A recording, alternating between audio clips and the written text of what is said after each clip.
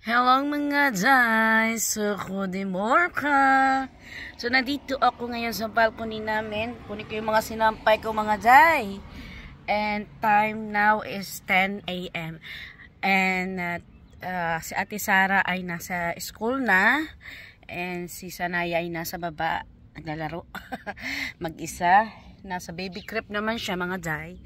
So, napakaganda ng panahon. And mamaya, 1 o'clock, may pasok ako sa aking trabaho, mga Jai. And 4 hours lang naman yun. Dapat kasi, yung binigay kong schedule last week, kasi yung submission is every Wednesday. And ina-approve nila yun ng Friday. So, hindi na-approve yung morning shift para sa akin. Ang naibigay lang sa akin, which is yung 1 to 5:50, which is okay na. Okay siya kasi morning, nasikaso ko ang Sara. At the same time, may time ako for Sanaya. And evening, nandito ako sa bahay. So, 4 hours lang ako mawawala para magtrabaho. And ngayon, ginagawa ko itong gawaing bahay, mga Jai. Ayan. So, magtutupi tayo.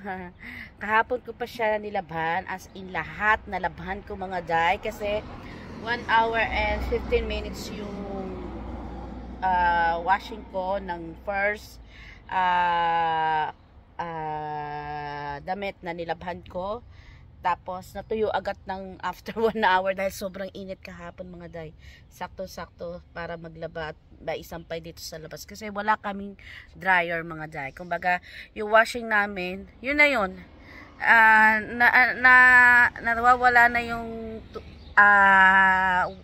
yung tubig niya sa clothes. Pero basa-basa talaga. Basa pa siya talaga. Kailangan pa siya talaga isampay. Pero at least, mga Jai, ay hindi na ganun tulo. Kung sa atin, tulo na tulo, diba? So, madali na siya natuyo. Kapag dryer kasi talagang tuyong-tuyo, no? At hindi mo na kailangan isampay. So, kami, talagang, wala kami nun. Wala kami nun, mga Jai. So, washing lang talaga ang laundry lang meron kami at kailangan pa nga namin isampay sa labas. Pero take nung mabango kapag talaga na sampay sa labas ng bahay. So, yun lamang, mga dyan.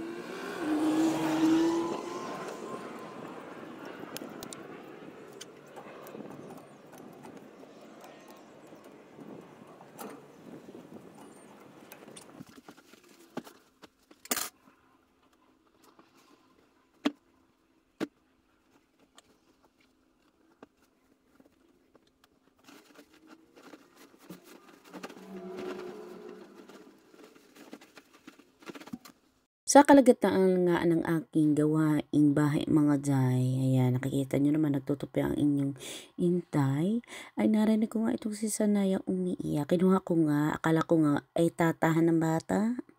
So, inilagay ko nga ito sa gilid, kaso nga lang talaga nagliligalik na nga ang bata, mga Jai.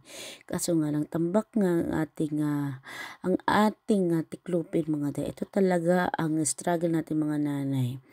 Kahit na nasa kalagitnaan tayo ng ating gawain, no choice tayo, mga Jai, kundi ang patahanin muna at i-comfort muna ang ating mga babies, diba? Ito naman talaga ang nature natin, mga nanay, no? Ang ibigay ang 100% na love and care sa ating mga babies. Kahit nga busy tayo sa ating mga gawain bahay, wala naman tayong magagawa, mga Jai, kundi ang i-comfort sila, no? Kasi yung gawaing bahay, nandiyan lang yan, mga Jai. Pwede natin balikan anytime, pero yung mga anak natin talaga, mga Jai, tunay nga yung kasabihan, mga Jai. Ano man ang ginagawa mo, busy, gaano ka makabusy, no? Once na hiningi ng anak mo yung time mo, bitawan mo talaga lahat ng ginagawa mo at pumunta ka sa kanila at alagaan sila. Yun yung mga Jai. After ko nga mapatahan itong si Sanaya, pinagpatuloy ko na nga itong ating tiklupin, mga Jai. Kasi nga, ayokong iwan to na nakatambak pa rin, mga Jai. Gusto ko, alis ako ng bahay, natapos na ang gawaing bahay. So far, so good naman at natapos ko naman lahat ng gawain.